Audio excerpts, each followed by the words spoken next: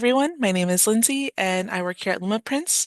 Today we'll be doing webinar 61 where we dive into Gen Z's photography trends and what we're seeing amongst the newest buying audience.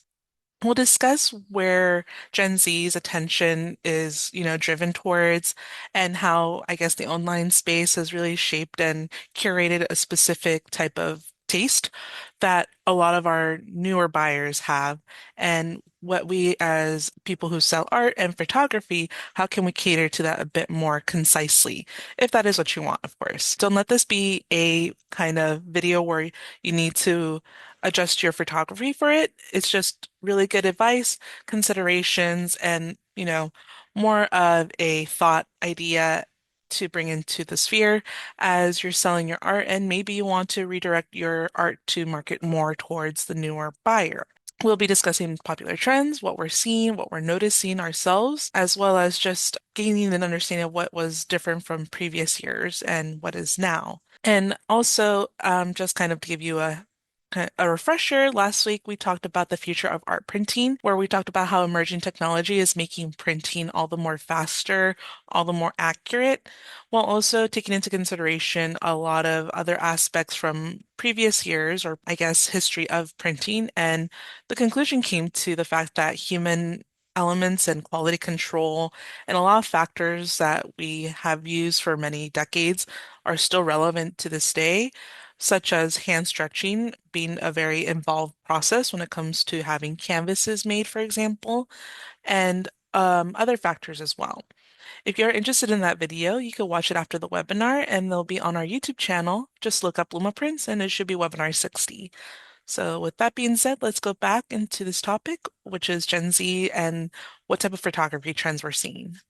I'm going to go ahead and share my screen, so give me one moment. So again, as I mentioned, Gen Z photography trends in general have a different lens to what previous years have. If I were to kind of surmise what we previously had as trends or what was more relevant to older audiences, it's definitely things of if you're going to do vacation photos or photos that cater to a specific location, destinations, if you will, they're going to be a bit more, I would say, accurate. There's not that much editing done to them aside from color grading and other factors that are very minimal to the editing process.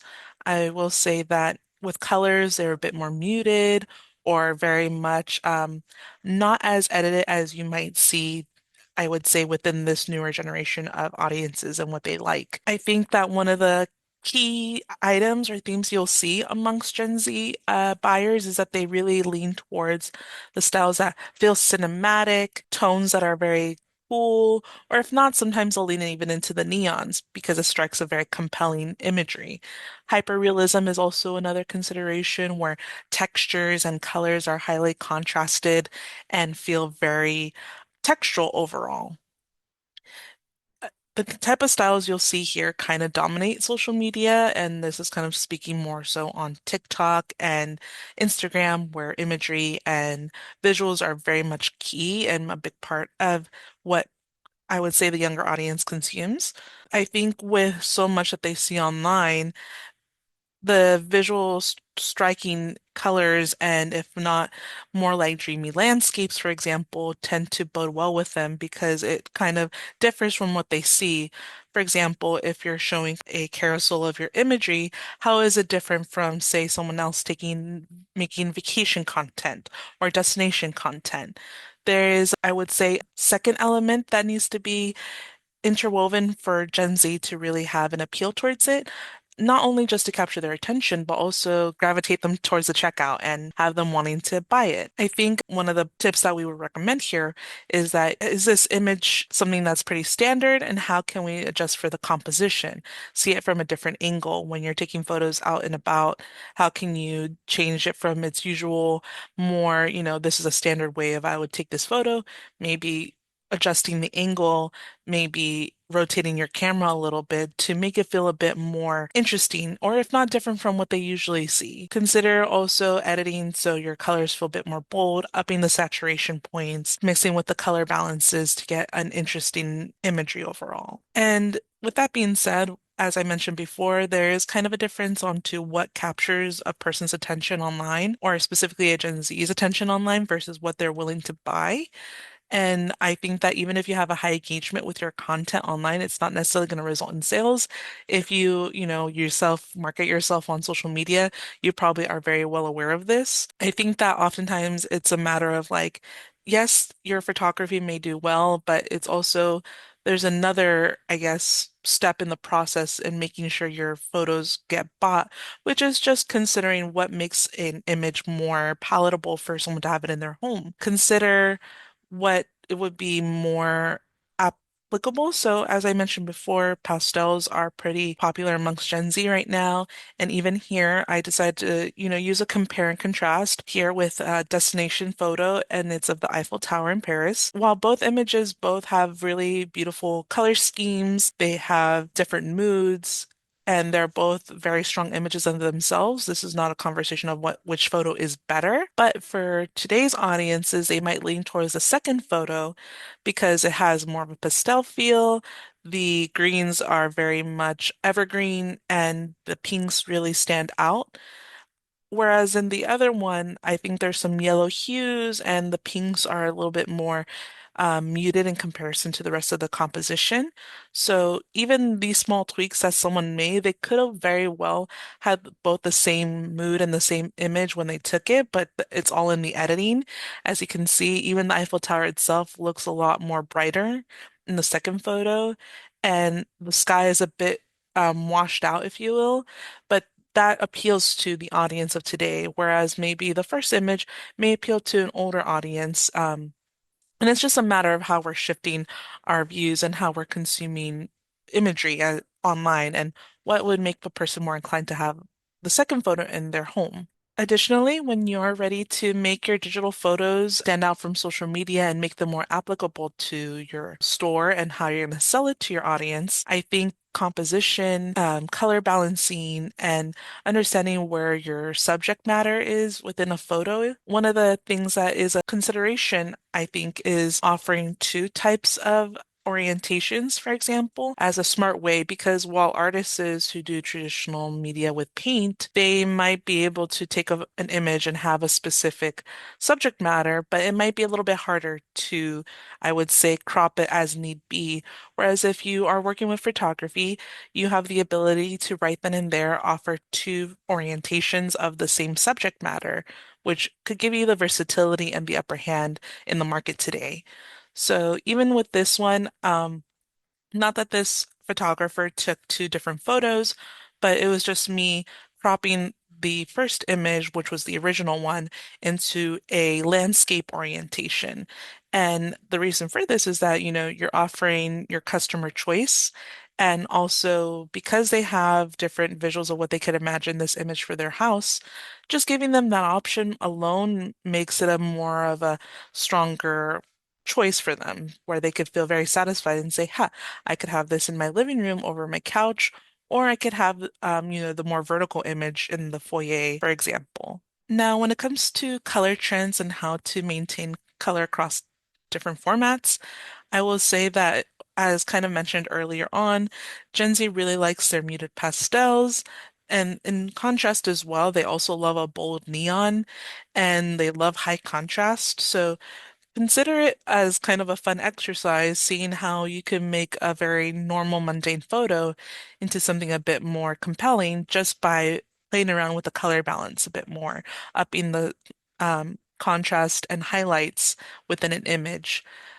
There are small little things you could tweak about an image that could turn it from what would have, I would say, an appeal to older audiences versus an appeal to younger audiences. And it could just very well go down to the color of things. And even as you go into these new territories of maybe colors you haven't really worked with, or maybe this isn't the mood that you're used to curating for your photography, it's worth then taking a small print batch to make sure that there is consistency within what you see on your monitor versus what you have printed and how it looks. I would say that, doing a couple 8x10s can make all the difference in you being able to assess what looks good in person versus what looks good on social media. And as for the actual medium or the format in which your images will be printed on, these are my three recommendations for you guys in overall. And starting with Canvas, this appeals very much if, again, those muted pastel colors, those images that create a very cinematic scene will do really well on Canvas because Canvas in of itself has a nice, small, and interesting texture to it. But it's also a warm overall color that kind of warms up your images a bit, giving it a very homey feel. With metal, I think this is great for your more bold and interesting, I would say, color schemes and subject matters that really stand out. Say you have a lot of negative space within your photography, the metal will really help the image stand out in of itself and look really crisp and sharp. One of the things I hear from photographers is that they love metal because it really just highlights the image and almost makes it feel like, you're there, you see the textures, you see the overall quality of the image really well there. Not to say the other formats don't do that. It's just a matter of the colors really popping out and things that in turn are being highlighted in different ways. And then, of course, fine art paper, specifically frame fine art paper, does really well because it's probably the most versatile type of medium that we could work with, of course, paper being what it is. And within that kind of category, we have our matte archival and we also have a semi-glossy, both of which are really great options to consider for photography because with the archival matte, there it's going to have a flat finish. You don't have to worry about anything reflecting off the surface. If you're working with something that's a bit more muted, or you just want it to kind of have a poster print feel without the shine, that's a good consideration. Whereas a semi-glossy is very much if you want to have something with a slight sheen on it. I prefer it over the glossy photo only because I would say, scatters the reflection a bit better onto the image. So there's not necessarily a place where the sun is hitting it and your image is washed out because of the reflection. So those are my two recommendations within that category of fine art paper. As for the framing of it, I think that that's a big influence on why someone may or may not purchase something. When it comes to, the choices you allow and the choices you give to your customers, that's entirely up to you, but definitely try to make it so your customer has a couple choices, whether they want to frame it or not. In addition to that, offer some colors that you know are compatible with your images overall. Framing overall elevates the image and makes it so you are able to price up your images and your work. It could be the difference between $100 purchase from your customer versus 150 to $200 purchase from your customer. I think having it ready to hang or making it feel like it's ready to hang with the frame makes it a very much a better and more tantalizing product overall. And on top of that, it could also give kind of literally a frame for people to kind of work with when they see your image. So initially they might not think it matches their home, but with a frame that might complement their home's overall scheme, whether they have other black frames, for example, at home, then they could visualize, okay, well, this one has a black frame too. I could definitely see it now more so in my home compared to before. A great way to help your customers visualize this is to provide mockups, where in which Lumaprints does that, and we help provide mockups for your products, and those are available within the product pages on our site at lumaprints.com. So, offering these mockups are a great option for you. And on top of that, offering choice is also something that appeals to your customers, as long as you make sure that the frames that are being offered do complement your art. So, just having a bit of, I guess, extra overview of making sure that whatever options you provide will resonate with your customers. And, again, we kind of previously talked about how it's going to be different from how your engagement is online versus what the engagement is like when it comes to the purchasing. And it's all about content and it's all about the imagery that's provided. It's great to showcase your images to your customers, but you should definitely see out what your best sellers are. For example, you might have a high engagement on a specific image, but your best seller is an image that might not have had the same engagement. From using your best sellers, you can kind of see where you can propel your imagery towards. And from there, you can go ahead and continue taking more photos of said subject matter or theme, or you could take something that's complementary to it that could then create, say, a series. A great way to do this is to create limited editions or to create sort of, I would say, small batches and kind of things that go together. That's one way of cross-selling as well, if you ever want to consider it, creating almost like a series of images that will all come together, and a person might be inclined to buy not just one image, but two to three images if all of them complement each other really well. Some things I've seen from photographers that work with us is that they actually use diptychs and triptychs, which means they're putting one image kind of across three frames or three formats. That way, instead of it just being bought as one 18 by 24, they're buying three 18 by 24s, but it's just one image that's in a landscape view. That's just an example and something that I've seen work really well and looks very visually striking as well. When it comes to engaging your audiences overall, I think that social media, while again, I said that engagement doesn't really necessarily mean buying power, it doesn't mean you can't leverage your social media to really say a story and have people more inclined to buy your imagery because you're able to discuss it, you're able to put it into video format. There's other ways that you can have your customers engage with the product, not just by virtually just seeing it on a screen. So even if it's just a voiceover as to why you took photos of a specific place or a specific subject matter, say why it resonates with you and maybe it talks about you on a personal level. It's small elements like this that really helps not only engage your social media presence, but also helps engage a younger audience who's always looking to see more human aspects when they go online. Since there is so much available, having these small fleeting stories and moments kind of feel like small capsules that could really, in turn, have them want to, learn more or have that be part of their own home. And, again, I would recommend doing limited editions as well because it's kind of like to add on to that fleeting moment, it's only for a limited time. It'll give people that sense of FOMO. As we all know, that FOMO is a big driving force when it comes to purchasing, because while some customers may be like, I don't know if I'll buy it. Let me check in next week. And then they don't check in next week to purchase the item. At least with limited edition, they're a bit more inclined to consider buying it right then and there before it's sold out or before it's no longer on sale. And then ultimately, I also wanted to make this conversation a bit more easier for you guys because, um, well, we are probably moving into new territory, considering new formats of doing your imagery and maybe new color grading, new contrast, and color balancing. It shouldn't take longer or shouldn't be hopefully that much of a hassle for you as you might be used to a specific formatting or a specific type of editing style. If you are somewhat used to Photoshop, you can definitely start using, processing tools, recording your step-by-step process, so then you could just kind of batch edit your imagery all in one go.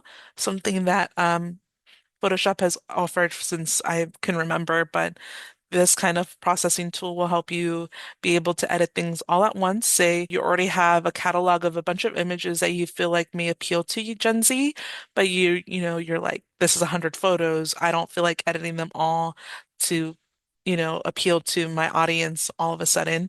Definitely feel free to use then the batch processing tools that are available on, for example, Photoshop and other programs similar to that. That way it color grades the same. It creates a specific, maybe scale, for example. If it's a vertical, then, you could have it be a specific size, or also if it's a specific color that you want to kind of minimize, you can mute those type of color as well. So there is a lot you could do with those batch processing tools that are very useful. And while I could do a whole tutorial on that, I think it's great that there's a lot of online resources that help you learn how to batch process all your images at once. For when it comes to the printing process, Lumaprints does do a good job at maintaining the vibrancies of your images. So say you go for a more neon, bold color choice, we definitely have the capability to do that because we do use Epson ink that stays very vibrant, and then the archival acid-free paper and canvas that we use helps with the longevity of it. On top of that, if you are using muted colors as well, we account for that, and we're always calibrating our monitors to check to make sure that images are not being distorted too differently from the original color. So you can at least entrust into Lumaprints that we will take good care of your images and their specific color moods that you're trying to create with them. And that's it for the webinar.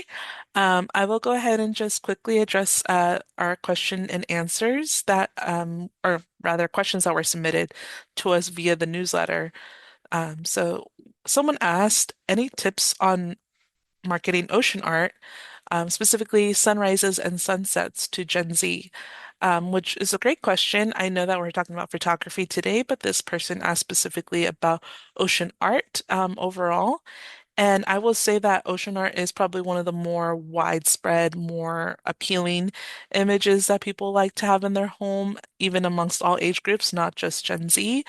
Um, but in order to appeal to the newer generation, as we mentioned before, it's kind of the same here. Uh, Appeal to them by making elements feel more cinematic, appeal to the pastels. Surrealism and hyperrealism are both very popular genres at the moment. As long as it kind of creates a strong mood and evokes an emotion through its color story and even the storytelling of it, of the image itself, I will think Gen Z really does gravitate towards that as well. They're not looking for just something that could feel stock photo-y as, or even with art in itself, not feel too generic. They always want something that feels like they can't buy in a store, for example. So here I just have some examples. Um, and as you can see, they're all very different ocean imageries. And one plays a lot with the dark shadows and darker hues, whereas another one plays in with the colors and the pastels and a softness, while also having the subject matters that are humans walking on the beach feel a little bit more subtle and not as stand out from the rest of the imagery. Whereas the photography of the ocean landscape here feels definitely a bit more moodier, and it's playing with colors that you don't conventionally see with ocean photography, because here it's more like purple, lavender, dark purple, and like a almost like a sunsetty orange. And the contrast there is interesting. So again, as long as you're going about it in a way that's like, how can I make my art feel a little bit different from the usual? How can I stay a little bit away from the more subtle and muted um, or more like subvert imagery, then you'll definitely have people inclined to want to buy your art from the newer generation. Even with the middle image, I would say it still appeals to Gen Z despite the more conventional imagery you see in art, just because those pastels really look nice and they also give kind of a vintage feel as well. The pinkish with the blue does evoke an emotion of nostalgia that is kind of seen amongst Gen Z when it comes to wanting things from like say the 90s or the early 2000s. Nonetheless, I think that the overall conversation we had in today's webinar kind of addresses all that, Gen Z is really appealing to. And again, you might see things really popular on social media. It does not necessarily mean that they're going to result in high sales. It's ultimately what is compelling enough for people to buy. And I think, most photographers have a key sense of what subject matters resonate with their customers and what does not. From there, you can definitely go about it in terms of the ways we kind of talked about today, which is how can I make it, perceived differently using different angles, changing the orientation, changing the color grading. So there are definitely different factors to consider. But overall, I hope this webinar was useful for you. And if there are no questions, we can end the webinar here. But do let me know if there are questions. I'm glad to answer them here, whether they're regarding this webinar or if they're about Lumaprints and our products. Okay, I'll give a moment in case anyone is typing up anything. In the meantime, if you did come in later into the webinar, don't fret. We will have this video on YouTube a bit later in the week, so look forward to that. And if you want to review anything, it's a great way to go back there and pause and take notes if need be. And as always, we put all our webinars from since webinar one all the way to now, which is at this point, we're at webinar 61. We all have those on YouTube. So feel free to subscribe to us there. This is just me kind of pitching our YouTube channel. We also do other videos apart from that, and we hope to do some more interesting topics. For the next time you'll see me, you'll definitely see us doing some more explorations of customers' websites. So look forward to that. And from there, if you aren't aware, we did a series, not series, but we did a webinar back in 2025 where we reviewed people's websites of people who are our customers, who submitted their websites to us, and we went ahead and explored what their strong suits were and also where they could improve. And I think it was a very helpful session, not just for the artists who submitted their website, but it was also fruitful for those who are watching because then they could take notes to see how they can improve their own websites. We're going to definitely do more of that, and we're going to explore different platforms, not just the artists' websites, but maybe also consider, okay, what are people doing successfully on Etsy and, doing successfully on furniture buying stores and things of that sort. So if that is of interest to you, we'll be conducting that webinar, I believe, 2 weeks from now. So look forward to that. And if there are no questions, I will see you guys next week. Bye, guys.